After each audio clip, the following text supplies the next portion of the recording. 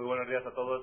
Sean bienvenidos a esta rueda de prensa final de la Asamblea Plenaria de la Conferencia Episcopal Española, que hace el número 94 en la historia de esta casa. Los trabajos, habría que decir, en este caso no han terminado, sino que se siguen celebrando. Los obispos siguen en este momento todavía reunidos. Comparece, como es habitual, el señor don Juan Antonio Martínez Camino, obispo auxiliar de Madrid y secretario general y portavoz de la Conferencia Episcopal Española.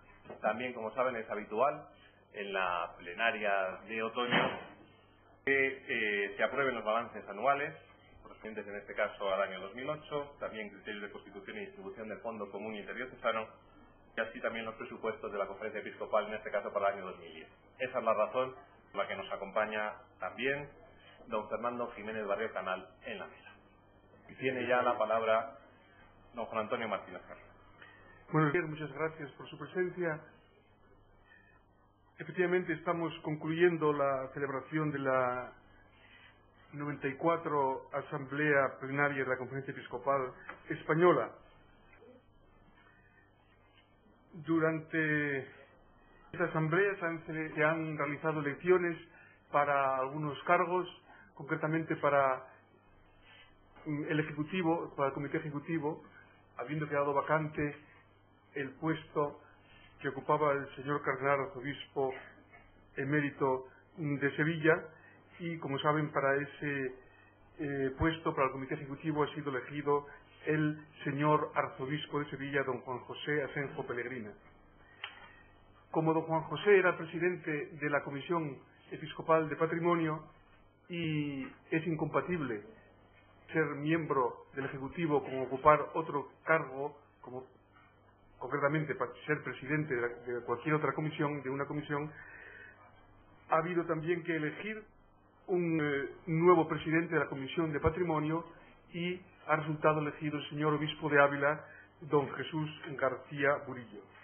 La elección de Monseñor Burillo supone su inclusión como nuevo miembro de la Comisión Permanente, y con él queda representada la provincia eclesiástica de Valladolid en la permanente. También el señor arzobispo de Pamplona y obispo de Tudela, Monseñor don Francisco Pérez González, y el arzobispo de Zaragoza, Monseñor don Manuel Ureña Pastor, serán miembros de la Comisión Permanente en representación de sus provincias eclesiásticas, las provincias eclesiásticas de Pamplona y de Zaragoza, que quedarán sin representación en este órgano, es decir, en la Comisión Permanente, cuando Monseñor don Jesús Sanz Montes tome posesión como arzobispo de Oviedo. Porque en la próxima permanente, además de los ya miembros de este organismo, contará con 3 nuevos miembros: don Jesús García Burillo, don Francisco Pérez González y don Manuel Ureña Pastor. Homenaje a Manos Unidas en su 50 aniversario, en sus bodas de oro. El jueves, como también saben ya ustedes, al concluir las sesiones de la mañana, los obispos recibieron en la sala de la plenaria a la presidenta y al secretario general de Manos Unidas, doña Miriam García Abrisqueta y don Rafael Serrano. Vinieron acompañados de un numeroso grupo de trabajadores y de colaboradores, así como de otros huéspedes de otras instituciones. Con este encuentro, los obispos han querido rendir un homenaje a esta institución o a esta organización no gubernamental de la Iglesia en sus bodas de oro. El señor cardenal presidente Rouco Varela, en nombre de todos los miembros de la Asamblea, agradeció la entrega, el trabajo que lleva realizando medio siglo esta institución, declarándole la guerra al hambre de pan, al hambre de cultura y al hambre de Dios. Sobre el proyecto de ley llamada Ley del Aborto. La Asamblea concluye cuando el Congreso de los Diputados ha comenzado el debate sobre el proyecto de Ley Orgánica de Salud Sexual y Reproductiva y de la Interrupción Voluntaria del Embarazo, así llamada. Ante un asunto de tanta trascendencia para la sociedad española, los obispos quieren hacer las siguientes consideraciones. Primero, la Asamblea Plenaria hace expresamente suya la declaración del pasado 17 de junio de la Comisión Permanente titulada sobre el anteproyecto de ley del aborto, atentar contra la vida de los que van a nacer, convertido en derecho. Los obispos recomiendan encarecidamente su lectura. Les hemos facilitado de nuevo el texto íntegro de esta declaración. Segundo, según decía la declaración de la Comisión Permanente, este proyecto de ley constituye un serio retroceso respecto de la actual legislación despenalizadora, ya de por sí injusta.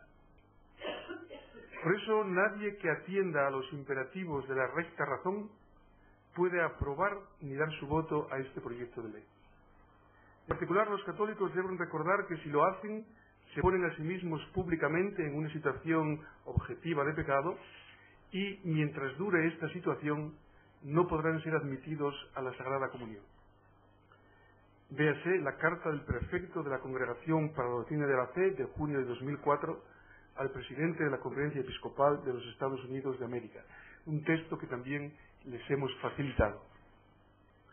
Tercero, los católicos estamos por el sí a la vida de los seres humanos inocentes e indefensos que tienen derecho a nacer.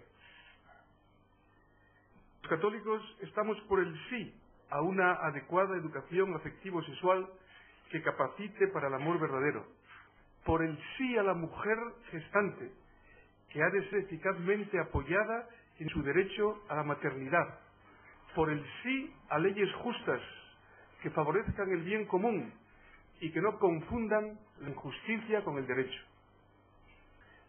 Los obispos invitan a proseguir sin descanso el trabajo a favor de estas nobles metas.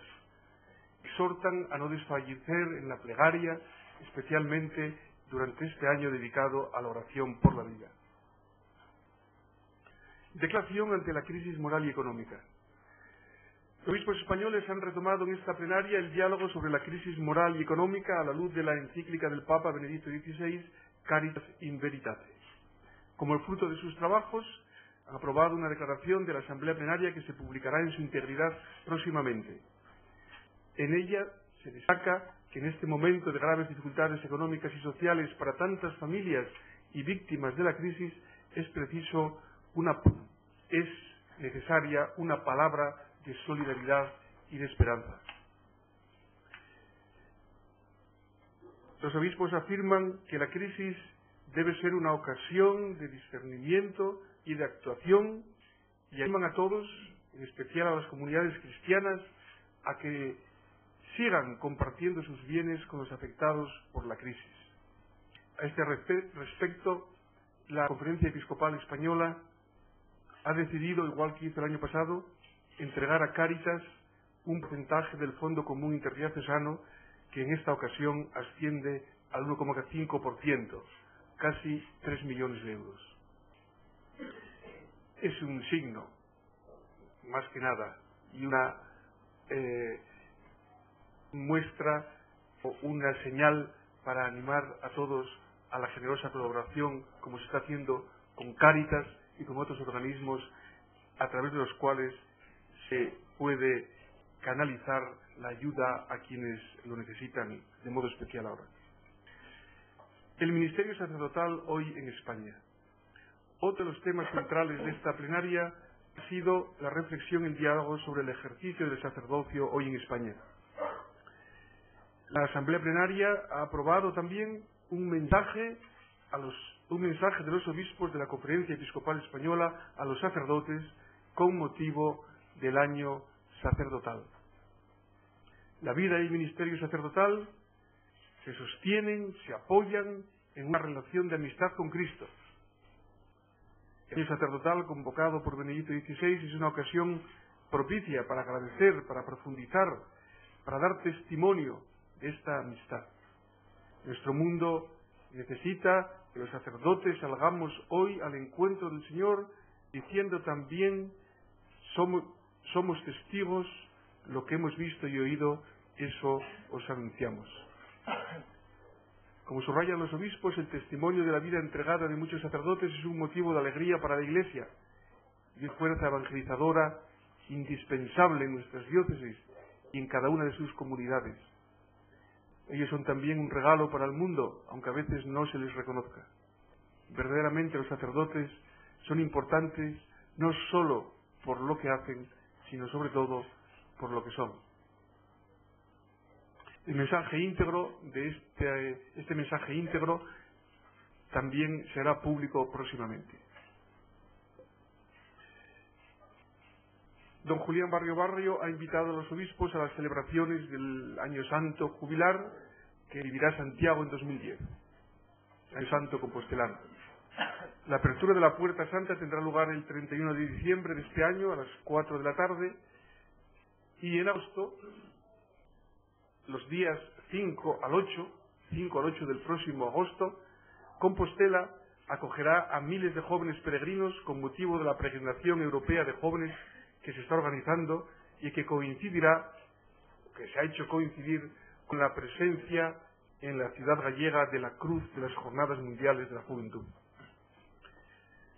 Por otro lado, también en 2010, en este caso del 27 al 30 de mayo, se celebrará en Toledo el Congreso Eucarístico Nacional, con el que concluye el vigente plan pastoral de la Conferencia Episcopal Española. Es una especie de broche de oro de este plan pastoral. El señor arzobispo de Toledo, don Braulio Rodríguez Plaza, ha informado sobre los preparativos del Congreso, cuya organización corresponde a la diócesis toledana, en colaboración con la Conferencia Episcopal Española.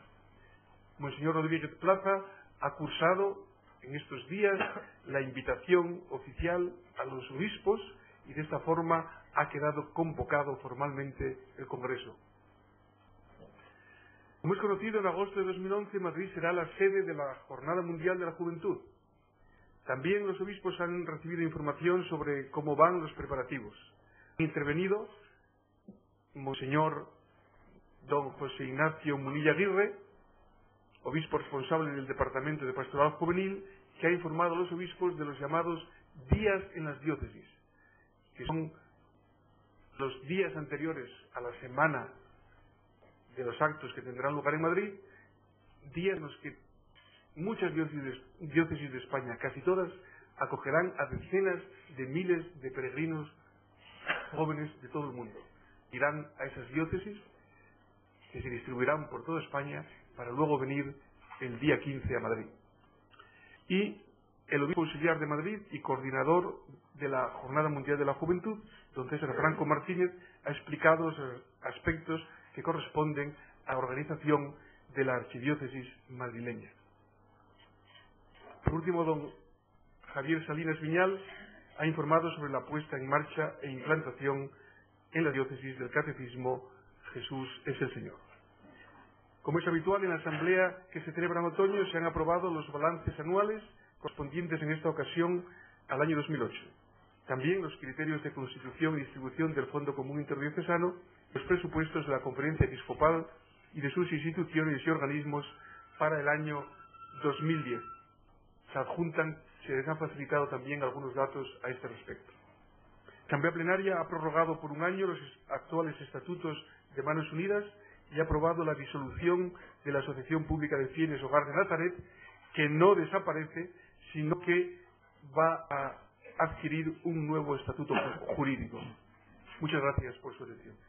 Tiene la palabra a continuación don Fernando Jiménez Barrio Canal, vicesecretario para Asuntos Económicos, para darles cuenta brevemente de los presupuestos del año 2010. Bueno, buenos días y muy brevemente tienen ustedes dos hojas con los datos de los presupuestos y una hoja resumen que les explica brevemente su contenido.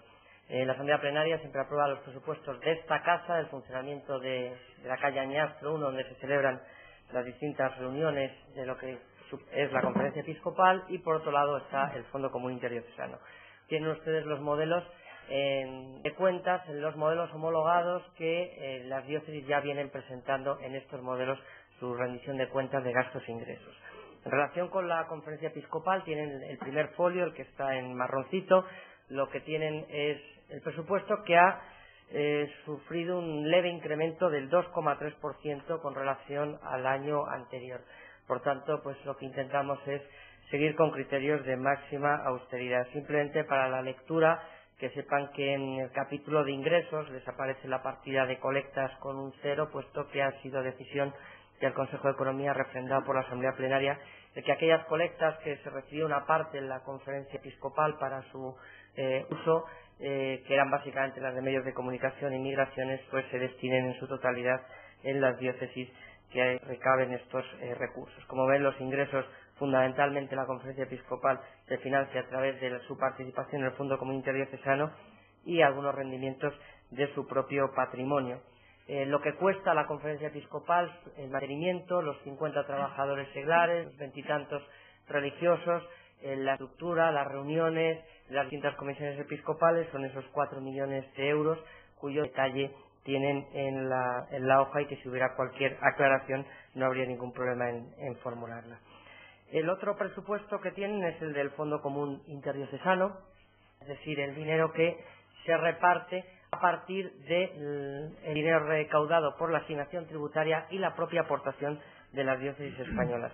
Se ha presupuestado la constitución del Fondo Común Interdiocesano sin disponer todavía de los datos correspondientes a la liquidación de la asignación tributaria del año 2008, cuya campaña de la renta hicimos en esta primavera, y que, como saben ustedes, está regulado, que esperamos en el mes de diciembre tengamos el primer dato provisional. Todavía no tenemos esos datos.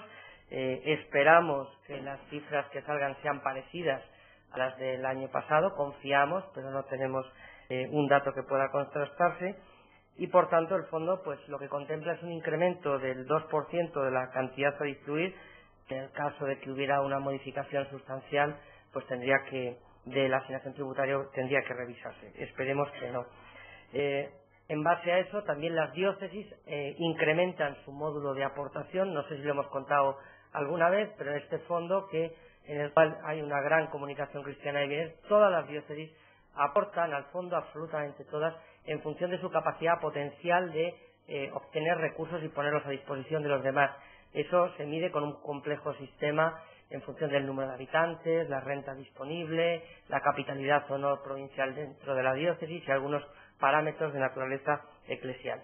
Una vez que se recibe y que se constituye el Fondo Común Interdiocesano, se reparte con los mismos criterios que se acordaron el año pasado, es decir, una parte por cada diócesis, y luego a las distintas actividades pastorales, asistenciales, seminarios y otras instituciones que perciben del Fondo Común Interdiocesano. Se mantiene la misma estructura y, como ven, ha subido un 2%. Como ya ha comentado el secretario general, también la Asamblea Plenaria ha decidido destinar el 1,5% de lo que perciben las diócesis para financiar las Cáritas diocesanas, lo cual supone, con relación al año anterior, una subida en torno al 50% de la aportación que se hizo en la pasada Asamblea Plenaria. Nada más, muchas gracias. Como es habitual, dedicamos unos minutos a continuación a las preguntas que quieran formular, tanto a don Fernando como a Monseñor Martínez Camino. Ya hay una pedida, Jesús Bastante, de Religión Digital.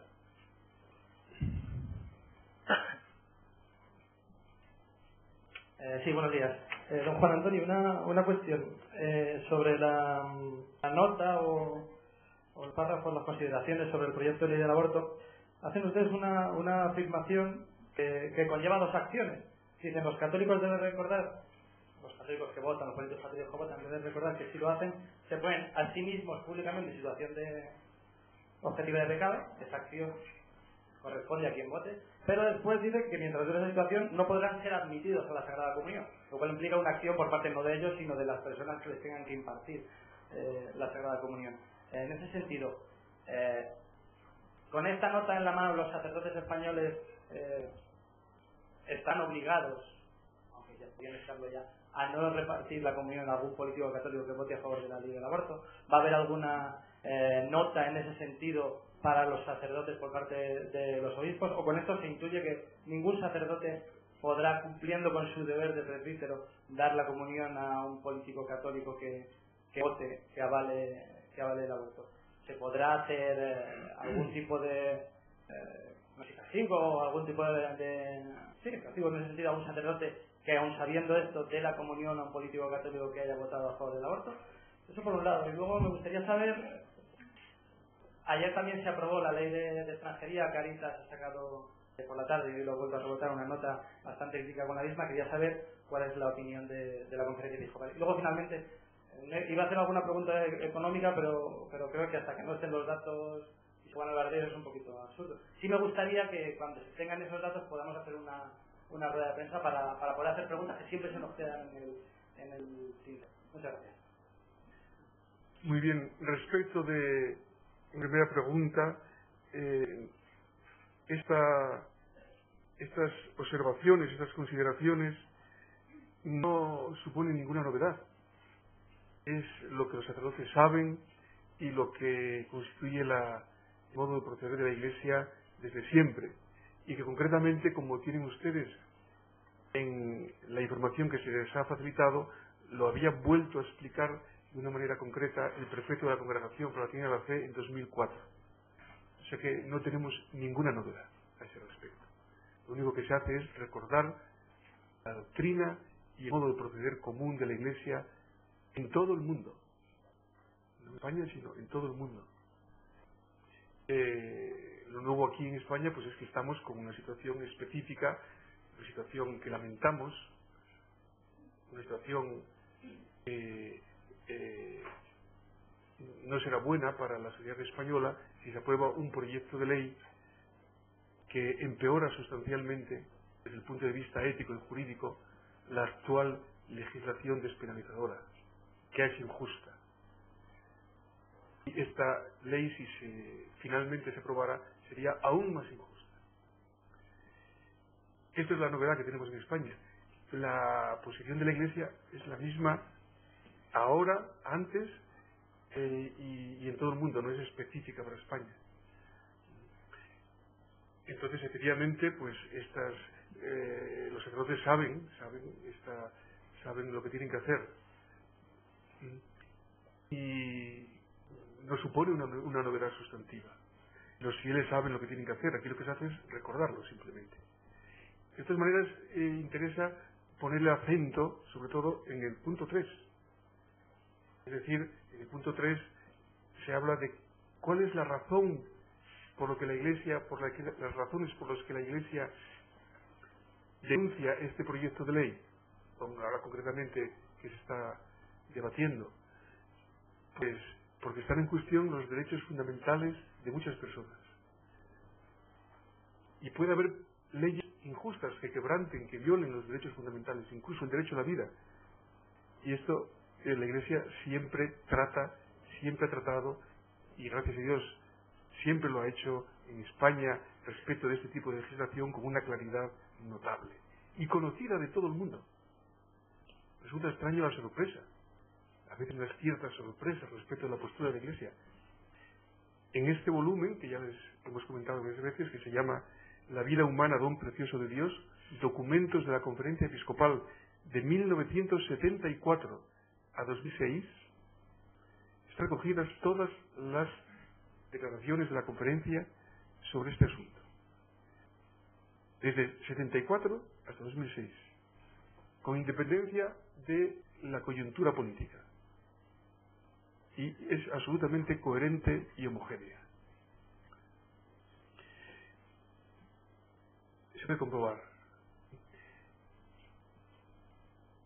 Y respecto de la otra cuestión, la ley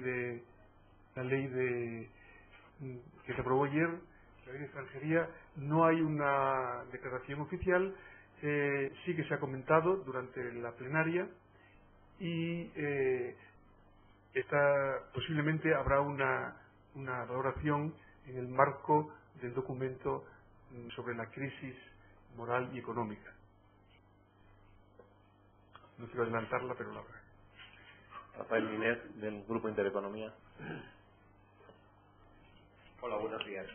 Yo, independientemente de que luego se sigan comentando cosas sobre el tema de este proyecto del aborto, de la discusión parlamentaria, yo quería incidir en un aspecto que en el marco del discurso del cardenal Rouco en la asamblea al inicio de la plenaria, y es que él hizo hincapié, según la nota, en la deficiente regulación jurídica de la enseñanza de la religión y moral católica en España, que, comillas, no se adecua a lo previsto en el Acuerdo sobre Educación y Asuntos Culturales entre Santander y España. Era por ver si podía ampliar un poquito este aspecto, sí, que a mí por lo menos me parece importante. Sí, con mucho gusto. El señor cardenal presidente recoge aquí, vuelve a hacerse eco, vuelve a dar voz a una preocupación de la Conferencia Episcopal ya manifestada cuando se publicó la LOE, la Ley Orgánica de Educación, y los decretos que los desarrollan. Ya en aquel momento hubo una declaración de la Comisión Permanente denunciando exactamente esto, es decir, que la regulación de la clase de religión y del profesorado de religión y moral católica en la escuela, según aparece en los reales decretos que la desarrollan, que articulan estos asuntos, contradicen, no están de acuerdo con la letra de los acuerdos sobre enseñanza entre la Santa Sede y el Estado español. Estos acuerdos especifican que esta asignatura debe ser una asignatura fundamental, una asignatura con el nivel académico propio de una asignatura normal. No recuerdo la expresión exacta, pero es una asignatura fundamental, normal. En cambio, la disposición actual, en la regulación actual, esta asignatura es una asignatura marginal. Ha sido marginalizada. Y los alumnos que voluntariamente la eligen, es una asignatura optativa. Y las conferencias, los obispos siempre han querido que sea una asignatura optativa para los alumnos que la elijan, o los padres en su caso que la elijan para sus hijos. La eligen el 70 al 80% de los padres, todos los años. Este referéndum anual, todos los años, en torno al 70% de los padres quieren que sus hijos tengan una formación en la religión y moral católica académicamente seria. En cambio, la respuesta de la Administración es contraria a que este derecho de los padres pueda ser ejercido seriamente. Se ponen dificultades graves a los alumnos y a los profesores, que se ven obligados a recibir esta enseñanza en situación discriminatoria, porque esa asignatura se pone en los márgenes de los programas, de los horarios. Los demás compañeros tienen más tiempo para estudiar o para irse a casa o para el recreo mientras ellos hacen la clase. Eso es una asignatura normal y no responde ni a los acuerdos ni al deseo de una gran mayoría de los alumnos y de los padres. Por eso creemos que dentro del deseado pacto escolar este asunto debe ser tenido en cuenta, porque está en cuestión y se trata de facilitar el ejercicio de un derecho fundamental. Aparte de que está concordado, está en los acuerdos, porque es un derecho fundamental de los padres, fundamentalmente, que quieren esa formación. Al lado de Rafael Minera, al fondo de la sala, hay otra pregunta pedida. Se presenta, por favor. Hola, soy Paqui González del Telediario de Televisión Española. Yo quería preguntarle al portavoz de la Conferencia Episcopal por qué esa amenaza de excomunión se cierne, por ejemplo, por los diputados que votan ese anteproyecto de ley y no sobre los pederastas, por ejemplo, si hay un ranking de pecados más graves o menos graves. Y también, si ayer en el Congreso de los Diputados, medio Congreso de los Diputados, pues no debería recibir la comunión, y qué pasa con esos cristianos de base de izquierda que ocupan escaños. Bien, su pregunta me da lugar para aclarar una cosa. Vamos a ver, yo les estaría muy agradecido si, como ustedes habitualmente hacen, transmiten un hecho de manera correcta y clara. Quienes votan una ley como esta o hacen campaña a favor de ella no están excomulgados.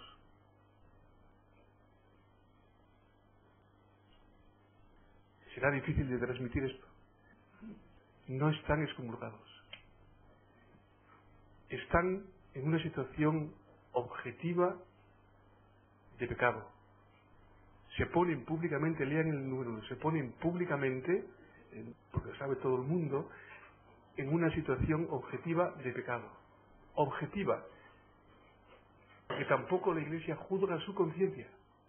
Su culpabilidad subjetiva, personal, la Iglesia no la juzga. Pero ellos actúan de una manera pública, contradictoria con una doctrina moral fundamental de la Iglesia. Y es la referente a la tutela jurídica proporcionada del derecho a la vida del ser humano inocente. Entonces, la situación no es de excomunión, es una situación en la que públicamente se ponen en situación de pecado objetivo, manifiesto, en ese sentido, sin juzgar su conciencia. Entonces, la disciplina de la Iglesia dice que quien está en una situación pública de pecado, en este caso y en otros, no puede ser admitido a la Sagrada Comunión. Y esta situación se resuelve saliendo de ella, es decir, confesándose y reparando públicamente el mal causado, si ha sido público el mal causado. La excomunión es otra cosa. La excomunión, que está reservada a en muy pocos casos hoy, la excomunión significa que quien cae en la pena de excomunión no puede ser recibido a ningún sacramento, tampoco a la absolución sacramental, tampoco a la confesión, antes de que quien tiene autoridad para ello levante la pena. Y esto es, repito que no es nada nuevo y puede verlo con más precisión en la carta del prefecto de la Congregación para la Doctrina de la Fe. Y efectivamente, la Iglesia considera que hay distintos modos de estar en contradicción con la doctrina de la Iglesia, que unos tienen más relevancia y otros tienen menos. Entonces, quitar la vida a un ser humano inocente es un pecado gravísimo. Y tiene unas consecuencias concretas, las que la doctrina social el ordenamiento jurídico prevé. No hay que comparar unos pecados con otros, porque para cada uno subjetivamente y personalmente, pues tenemos todos una llamada a la santidad. Y todos los pecados son detestables, todos. Pero unos son de mayor gravedad y otros de menor gravedad. Lo puede ver usted con precisión en la carta a la que me acabo de referir. Aquí hay dos preguntas, una allá atrás y después.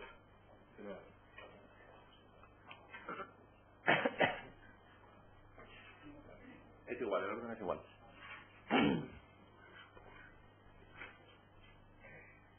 Buenos días. Yo quería preguntar justamente a raíz de esto último que está comentando, puesto que viene también en la carta que se nos ha distribuido del cardenal Ratzinger, sobre estos distintos pecados, estas distintas consideraciones de condena y peso moral que realiza la Iglesia entre aborto y eutanasia por un lado y pena de muerte y guerra. Quería pedirle por favor una aclaración, una reflexión sobre esto y cuando mencionan que no podrán recibir la Sagrada Comunión hasta que termine la situación objetiva del pecado, discúlpeme, quería confirmar cómo se produce eso, si es mediante confesión y absolución o cuándo finalizaría, digamos, esa situación objetiva de pecado de los diputados. Una vez que se confiesen, pues ya no habrá ningún problema y podrán seguir como una misa. Lo acabo de decir, pero lo repito, es una situación objetiva de pecado que termina con la absolución, con el arrepentimiento y con la reparación del mal cometido proporcionado a cómo se ha hecho. Si ha sido público, la reparación debe ser pública.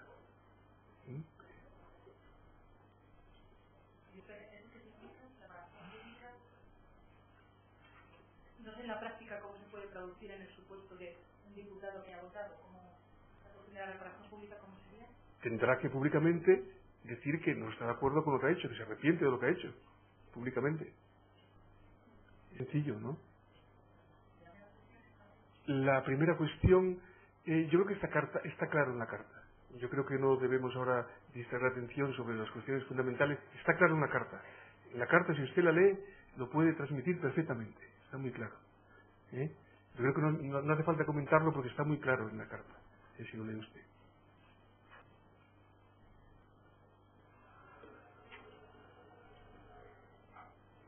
días. Quería preguntarle, desde la conferencia episcopal, si creen conveniente que la infanta Elena solicite la nulidad de su matrimonio y cómo queda ahora mismo la situación de la infanta en la Iglesia después de su divorcio. Sí. Mire, como usted comprenderá, aquí nunca hacemos juicios de ninguna persona ni de las conveniencias de nadie, nunca lo hemos hecho, de ninguna persona sobre las conveniencias y situaciones particulares, nunca se hace. Hay tiempo para 3 preguntas más y son muy breves. Pablo Ginés. Sí, Pablo Ginés, La Razón. Aquí el cardenal Ratzinger, en el punto 5, dice que el párroco debería reunirse con el político, si estamos hablando de políticos, instruirlo respecto de las enseñanzas de la Iglesia y informarle de que no debe presentarse a la Sagrada Comunión. Imaginemos, por ejemplo, una parroquia, digamos, del País Vasco. Han visto cómo ha votado un diputado vasco, pero podría ser un diputado, vasco de cualquier partido, o catalán, o lo que fuese. Y los parroquianos han visto el caso y están escandalizados, y el párroco no se sabe que hable con el político, y el político dice, a mí mi párroco no me ha dicho nada. ¿Qué deben hacer los parroquianos y qué puede hacer la Iglesia? Y son cuestiones de detalle, de casuística. Que son varios cientos de diputados en este caso. Son cuestiones de casuística en cada caso. Habrá que ver quién va como va, quién habrá que ver. No vamos a ponernos en situaciones, diríamos, de casos abstractos, teóricos. Todo el mundo sabe lo que tiene que tenerse. En cada caso habrá que ver las circunstancias concretas, cómo suceden las cosas. Pero son tantas las posibilidades de cómo pueden suceder las cosas que podríamos estar aquí, varios días y no poder acabar de ver todas las distintas circunstancias en las que pueden darse las cosas. Es muy importante, yo les agradezco mucho, y agradecemos mucho, que puedan difundir y entender que la opinión pública y la comunidad católica, la normativa general. Luego, en cada caso, cómo se actúa en cada caso y cómo se resuelven las cosas en cada caso, pues hay que ir a cada caso. Y entonces habría que ponerse en el caso concreto. Efectivamente, eso debe ser así. Luego, si puede ser, cómo puede ser, si no puede ser, en cada caso, pues cada caso es cada caso y no podemos aquí analizarlo, cada uno de ellos. Aquí lo que nos interesa es conocer la normativa general y en cada caso se verá cómo se actúa. 2 cuestiones más, primero justo detrás de Pablo Ginés. Hola, buenos días. Yo quería saber si la conferencia episcopal tenía alguna reflexión, alguna declaración que hacer con respecto a lo ocurrido en Irlanda y lo que ha destapado esta comisión de investigación. Lo digo más nada porque la Iglesia Católica allí en Irlanda ya ha salido a la palestra y ha mostrado su profundo arrepentimiento de su casado con todo lo ocurrido. Justamente, como ya la Iglesia Católica allí, los responsables ya han hablado de lo ocurrido, pues creemos que es suficiente, que nos remitimos a lo que han dicho los señores obispos de Irlanda. Y una última cuestión, Francisco Fernández de la Rigoña, Intereconomía. Disculpe, espere que llegue el micrófono. Señor obispo, se sorprende de que se sorprendan algunas reacciones ante la postura de la conferencia episcopal, que no es nada sorprendente porque efectivamente es la que se ha sostenido siempre. Pero yo tengo otra sorpresa, que es que habiendo políticos, unos que no son católicos y que no hacen caso a la Iglesia, otros que diciendo que son católicos, pues como si no lo fueran en este caso. Pero lo que es sorprendente es que tengan ustedes dentro de la Iglesia, bajo la jurisdicción directa de ustedes, a sacerdotes y a monjas que se declaran abortistas y que están encantados con el aborto. No voy a decir nombres porque es cuestión que no sé de decir nombres, pero ustedes los conocen perfectísimamente como los conocemos todos. ¿No es sorprendente que a los no católicos se les diga lo que tienen que hacer, y muy bien dicho, y a los católicos no se les diga nada? Es que mire usted, eso no es la realidad. A los católicos se les dice, es a los católicos a quienes se dirigen estas afirmaciones. ¿Cómo que a los católicos no se les dice nada? No es el hecho, esa no es la situación de hecho. Precisamente, aquí se habla de que en particular los católicos deben saber, es precisamente sobre todo a los católicos a quien se dirigen los obispos. También se dirigen a toda la sociedad porque es un asunto de relevancia moral y de justicia y de derechos humanos, la cuestión del aborto. Y por eso se dirigen los obispos a todas las personas que quieran escuchar la doctrina católica, el empeño de la Iglesia por defender a los más débiles. Esto la Iglesia no se lo puede callar, ni es solo para los católicos. Por eso los obispos se dirigen a toda la sociedad. Haciendo la propuesta, la defensa de los más débiles e inocentes. Y se dirigen, por supuesto, a los católicos. Y luego, en casos concretos, en situaciones de hecho, pues vuelvo a repetir que aquí no hacemos juicio de ninguna situación de hecho concreta, de ninguna persona. Como siempre, les agradecemos mucho su presencia y hasta una próxima ocasión.